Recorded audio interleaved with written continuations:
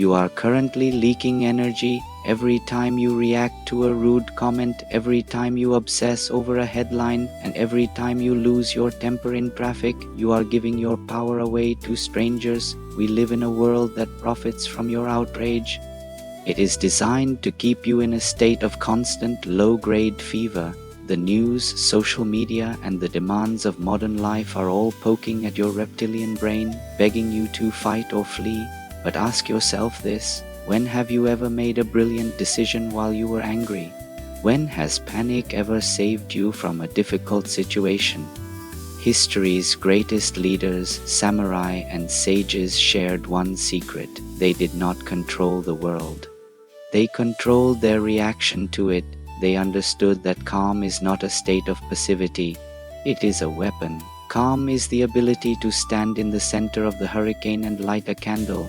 It is the superpower that allows you to see the exit while everyone else is trampling each other at the door. Today we will reclaim your mind from the chaos. We will explore 10 meditative lessons on how to cultivate a calm so deep that no storm can disturb your waters. Imagine a hurricane. On the periphery, the winds are tearing roofs off houses and uprooting ancient trees.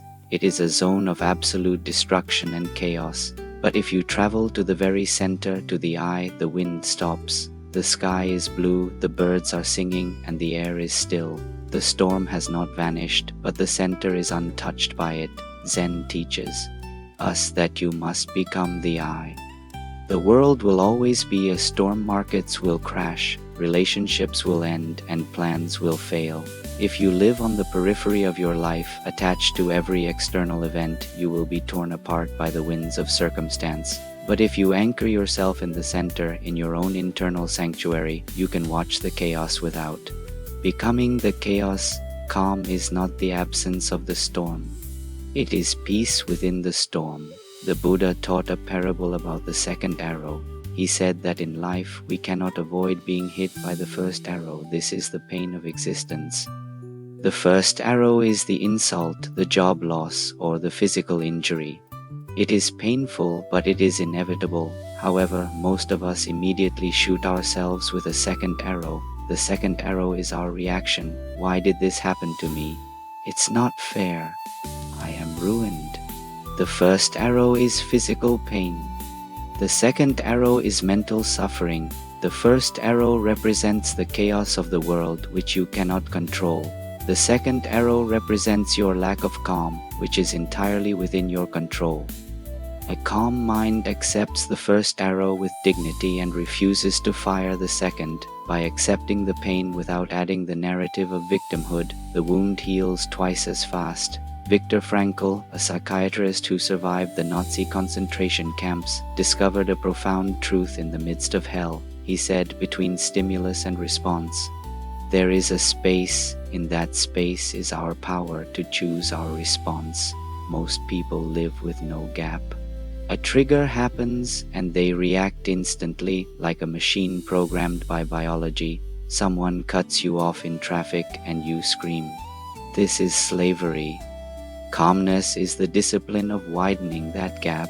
It is the ability to press the pause button a non-reality for just 1 second. In that second of silence, you step back from your anger and consult your wisdom. You move from being a reactive animal to being a conscious human being. The wider the gap, the more freedom you have. Calm is not about suppressing emotions. It is about waiting until your intelligence catches up with your feelings. The Taoist philosopher Zhuangzi told a story of a man crossing a river. If he sees an empty boat drifting toward him and crashing into his vessel, he might be annoyed, but he will not be angry. However, if he sees a person in that boat steering it into him, he will shout, curse, and feel personally attacked. The collision is the same. The damage is the same, but the anger arises only because he perceives intent. Zen wisdom teaches us to view everyone in the world as an empty boat. The person who insulted you is not acting out of a master plan to hurt you. They are drifting, driven by the currents of their own trauma and conditioning. They are empty of true consciousness, acting out of their own storms. When you realize they are just empty boats hitting you, your anger evaporates into compassion. You do not scream at the wind for blowing, so do not scream at unconscious people for being unconscious. Remain the captain of your own vessel. Your mind should be a fortress with the drawbridge raised, but most of us leave the gates wide open. We allow anyone with a loud voice or a negative opinion to walk in and trash the place. Calm is the gatekeeper. It is the boundary that says, you may knock, but I decide if you enter. When you are calm, you can listen to an insult without accepting it. You can observe chaos without absorbing it. Imagine your peace is a pile of gold coins in the center of the fortress. Why would you hand a coin to every thief who passes by?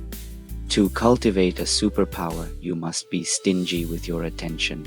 Solitude and silence are the mortar that strengthens your walls. Your mind is like a wild horse, powerful, frantic, and easily spooked.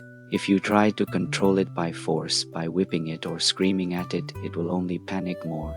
This is what happens when we try to force ourselves to relax. I must be calm. Why am I not calm? This internal shouting only adds noise to the noise. To tame a wild horse, you must be slow, steady, and gentle. You hold the rope loosely, you breathe deeply, and you transmit your calm to the beast. Meditation is not about forcing the mind to stop thinking. It is about sitting in the pasture and watching the horse run until it gets tired. Eventually, seeing that there is no threat, the mind slows down. It comes to you. Calm is not a command. It is a seduction of the nervous system. Throw a stone into a pond and the water reacts instantly, creating ripples that distort the surface for a long time. The water is reactive. It has no choice. Now throw a stone at a giant rock. The rock does not ripple. It does not change its shape. It absorbs the impact and remains exactly as it was. Reactive people are like water. Every external event distorts their personality. A bad morning email ruins their entire day. Calm people are like the rock. They feel the impact. They are not numb, but they do not lose their form. To possess this superpower, you must increase your density. You increase your density by knowing your values so that the opinions of others bounce off you like pebbles on granite. Paradoxically, while we speak of rocks, the ultimate form of calm is actually water. As the Tao Te Ching says, water is fluid, soft, and yielding. But water will wear away rock, which is rigid and cannot yield. Rigidity is brittle. The person who tries to be tough usually breaks under pressure because they cannot adapt. They snap like a dry twig. Calmness is fluid. It flows around obstacles rather than crashing into them. If a door is closed, the calm person flows under the crack. They find another way. This is the martial art of the mind Aikido. You do not block the attack. You flow with it, using the opponent's energy to unbalance them. When you are calm, you are flexible. You can handle the unexpected because you have no rigid shape to defend. You survive because you surrender to the flow of reality. An anxious mind is like a carnival mirror. It distorts everything it reflects. It makes small problems look like giants, and it makes whispers sound like screams. We do not see the world as it is. We see the world as we are. If you are agitated, you see threat everywhere.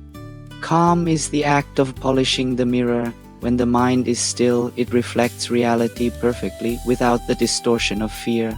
When you see clearly, you realize that the monster was just a shadow and the crisis was just a challenge. Calmness kills the imaginary dragons that fear creates. With a clear mirror, you can act with precision. You cut the red wire, not the blue one, because your hand is steady and your vision is true. Panic is contagious. If one person in a crowd screams and runs, the herd instinct takes over and everyone runs without knowing why. But calm is also contagious. We have mirror neurons that synchronize with the people around us. A single calm person in a room of hysterical people acts as an anchor. When you control the chaos within, you become a leader without saying a word. Your breathing slows down the breathing of others. Your silence quiets their noise. This is the ultimate superpower, not only to save yourself from the storm but to become the shelter for others. By mastering yourself, you bring order to the world around you. You become a void of peace that the universe rushes to fill. The world will not stop being chaotic, the traffic will not clear, the critics will not go silent, and the unexpected will always arrive on your doorstep. You cannot control the waves, but you can learn to surf. You can learn to find that drop of stillness in the ocean of motion. Take a deep breath, feel the ground under your feet. Realize that right now, in this second, you are safe. Calm is not a gift for the chosen few. It is a muscle you build every time you choose a deep breath over a sharp reaction. Reclaim your power. Be the eye of the storm. Let the chaos rage, but let your soul remain untouched.